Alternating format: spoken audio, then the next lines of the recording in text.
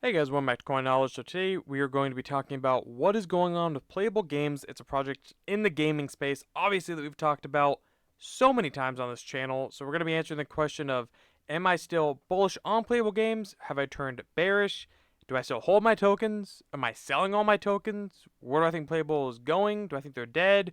We're going to be answering that question throughout the video and giving you guys my opinion on what potentially is going on here and what could be happening, in the future for Playable Games. So if you guys are a fan of crypto gaming and updates on some of our favorite altcoins in the space as a whole and keeping you updated in Web3, consider subscribing to the channel and liking the videos. Your support means literally everything to me. It really does, so I can't thank you enough there. So if we take a look at Playable Games, we can see over the 7-day, it is down 23%, which is ooh, that's rough, but that's okay. You can either look at it as rough or maybe a good entry point. There's two sides of the coin there. Also, the circulating market cap is $6.5 million, which is the cheapest we've seen Playable Games in a very long time. I mean, we can see that Playable Games got up to a cent, over a cent here.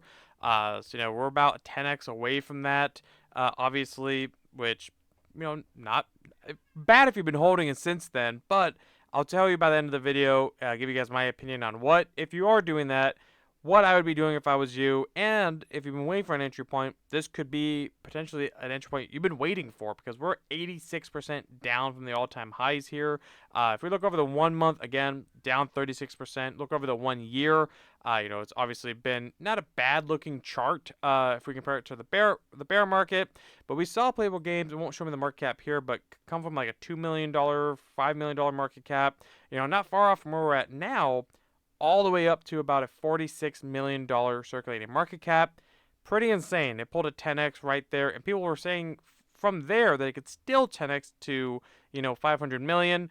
So what's changed? If the project is the same and the conviction level is the same, but the price has gone down, what's really changed? Well, let's go over it. If you're not familiar with what Playable Games is, it's a gaming hub, studio play, on the Avalanche network. They do have their own subnet, their Bull subnet as well. You can see that they have nodes in their ecosystem. They have multiple games building in their ecosystem. Again, it's kind of something like a Myria Games, Gala Games, GFAL, Corpo, stuff like that, where it's a studio hub that's building out multiple games, not just one individual game. Now, about their games, they look pretty solid, in my opinion. They have their Nexus game, which, you could play this thing right now on Epic Games. It's a third-person shooter.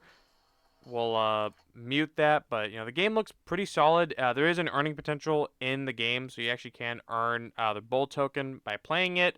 But it's a 5v5 shooter. I think the game pretty solid. They have their War of Steel, which I believe is like a tank, or mech, I should say, a mech battler. Something that reminds me of like Metalcore, kind of, just a little bit. But so it's a mech battler. They have their Ordium, which is like a card game. The Starving Martian, which is like a base building resource management game. And they have a metaverse building. Now they also have tons of other games building as well, because I think they actually sublet out, or they have multiple studios within the Playable Games ecosystem underneath their umbrella, building out multiple games. So very, very smart. If you actually watch AMAs with, I believe, Jonathan, which we'll take a look at their team here in a little bit. The Dogs of War, I've said it multiple times, it's probably one of my favorite games in their ecosystem. I just like the art style of it. Obviously, it's a survival game, but I don't know. It's just something about the dogs standing. I don't really have like a great reason for you, other than I just like how the game looks personally. They put out a little bit more, I think, on their Twitter, which we'll take a look at here in a little bit. But if we go to their team, what I mean is that their co-founder Jonathan and Jethro, it's a family-run business, but Jonathan has done multiple AMAs, on YouTube. You can find it. The team's doxed. They have all their team here as well, so pretty good background as well. But again, if you take a look at their Twitter, they're putting out multiple updates on their ecosystem. So see, there's another AMA with your friend Andy as well. But we see Dogs of War here. This is the rough. Obviously, some of their games are not out. I think Nexus is the biggest one that's out. I think Starving Martian is going to be the next one to potentially come out. But this is the quality of their games that they're building. And they're building all of these, I believe, simultaneously, because they have the team to do that, which is pretty impressive. Big team, big company, actually, when you really get into Playable Games. but just constant updates on all their games. Not even just like Nexus. They keep everyone updated what they're building on all of their games, which I actually really like. It's not just like promising of, oh, we have, some games coming. It's no, these are all the multiple games in the pipeline that we have coming out. Here, you can take a look at it. And on top of that, again, they have nodes as well, which brings a lot of attention from the last cycle for stuff like Gala Games, Myriad nodes throughout the bear market this cycle. We've seen nodes can do a lot for an ecosystem. If you take a look here, they have their roadmap of what you can expect within their main, their Web3, their game devs. A lot of game devs for all the different games within their umbrella. Now, we look back at the chart. I guess the most simple question you have to ask yourself is, do you think Playable Games is going to go back over a penny? Do you think it's going to go back over $50 million in market cap? Well, my answer, long story short, yeah, I do. I think this project could 10x from here, and then I think it can get into multiple hundreds of $1 million in market cap, especially being on Avalanche, having that Avalanche gaming narrative, especially with stuff like Shrapnel, Bloodloop, Off the Grid being a big catalyst later this year for Avalanche gaming specifically and gaming as a whole. I think Playable Games is definitely going to rip, and it's been declining as the majority of the market has, and gaming hasn't really been hot this year. Last time I saw gaming really run up was end of last year, 2023, but when it did, Playable Games ran, which shows potential strength when gaming does run. I fully expect Playable Games. Again, I really think, I think it's going to reach $100 million without hesitation in a full-blown bull market. I really have strong conviction there, which, if you're looking at it from here, that could be like a 20x potentially, a 15 to 20x, looking somewhere in there. You do the math. But so I think it's going to totally eclipse its previous all-time highs. That's me personally. Let me know in the comments below if you guys agree with that, disagree. But I think this could be potential decent entry zones if you've been waiting for one. I don't know if Playable Games is gonna get necessarily much cheaper than here. I mean, we saw it go underneath, I believe, $6 million in market cap very, very briefly. If it did, I believe it did for like a second, and then it immediately bounced back over. So, for the longest time, I was saying anything under $20 million, $10 million, and just because, and I wasn't just blowing smoke. I've been DCAing Playable Games. There's my answer. Full transparency. I've been DCAing Playable Games heavily throughout this time, because if we look at Avalanche as a gaming chain, as an ecosystem, I don't really see, and I always say this about Avalanche, I don't see another likes of like a Myria, a Gala Games, a Corpo, a GFAL on Avalanche. So I could be wrong. Yes, we've looked at projects like Rainy Studios, but now that's more of like a Beam play. I don't see a whole lot of Avalanche gaming studio plays, and I think that is going to be hot this cycle, as we've seen other projects kind of starting to go that way.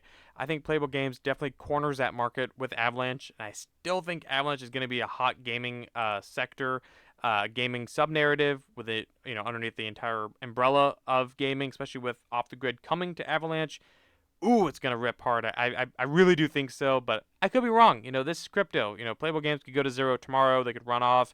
I don't think they will, full transparency, but also not financial advice. Do your own research, as you always should. But again, that's my thoughts with Playable Games, just letting you guys know, because I know we talk about Playable Games quite a bit, but, as this thing gets cheaper, I really do potentially think that the returns that you could potentially get are just getting that much higher, because again, if you had conviction up here at a penny, at a $50 million market cap on Playable Games, and nothing's changed with the product, I believe they've only gotten stronger and only introduced more bullish parts of their ecosystem, then you have no reason to be bearish on it right now. So again, that's what I always say, is that if you were bullish at the top of an altcoins chart here recently over the last 6 months to a year, but now you're bearish, what are you doing? If the project hasn't fundamentally changed, they've only gotten better, and obviously that isn't the same stance with every project. Some of them, yeah, deserve to have gone down a little bit. But Playable Games, I think, is not one of those. I think it is actually only grown in positive bullish sentiment and updates. I don't see any reason why Playable Games can't bring massive returns from these levels. But who knows? It could go further down, as it's proven to do so. But it could also have maybe found a bottom. Nobody knows. Let me know in the comments below. What is your guys' opinion on Playable Games? I'd love to hear it. I'd love to talk to you guys about everything on this project. And if you're curious about joining a community of like-minded investors, or if you just want to find out new projects or get questions on your own favorite projects, consider joining the free Discord linked in the description below or on the channel. If you have any issues with that, let me know in the comments below, please. I really appreciate everyone that's gotten in there, asked questions. Love talking to you guys, giving some immediate feedback as soon as I can, at least. I know sometimes life gets busy, but I do appreciate all you guys. And I'll close off with this. Don't sleep on gaming this run. Don't sleep on it. I think it is going to be huge. Obviously, that's the whole premise of this channel, but I really think it will be huge. And, alongside other narratives that we've talked about in the past, you probably have an idea what they are. But don't sleep on gaming. I think you'd be doing yourself a huge disservice. But as always, not financial advice. And if you guys got value out of this video and enjoy content like this, if you guys can like the video, comment, subscribe, hit the notification bell, and share the video, and I'll catch you guys in the next one. All right, see you guys.